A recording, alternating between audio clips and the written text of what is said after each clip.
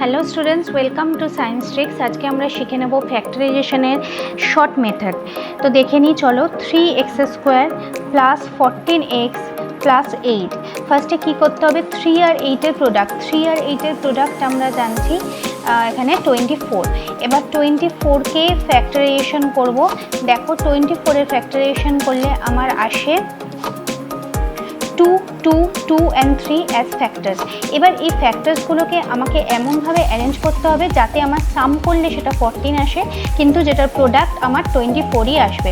তো চলো আমরা দেখে নিই কী করে ফ্যাক্টরসগুলোকে অ্যারেঞ্জ করবো। দেখো 2 2 যা 4 আর এখানে হচ্ছে 3 2 যা 6, 4 আর 6 এর দেখো মাল্টিপ্লিকেশনে 24 হচ্ছে, কিন্তু এর সাম করলে কোনোভাবেই আমরা 14 আনতে পারছি না।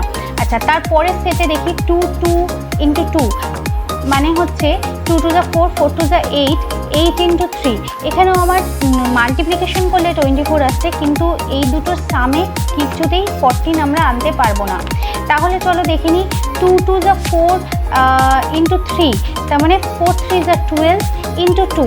এখানে দেখো আমার প্রোডাক্ট 24ই আসছে, কিন্তু আবার 12 বা 2কে আমরা সাম করলে 12 প্লাস 2 14 এসে যাচ্ছে। তাহলে এখানে আমাদের ফ্যাক্টরাইজেশনটা হবে 3x² plus 12x plus 2x plus 8।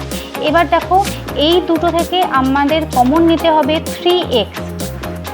3x common নিলে এখানে থাকছে x প্লাস 4, আর এখানে 2 কমন নেওয়া যাবে, এখানে থাকছেও x প্লাস 4।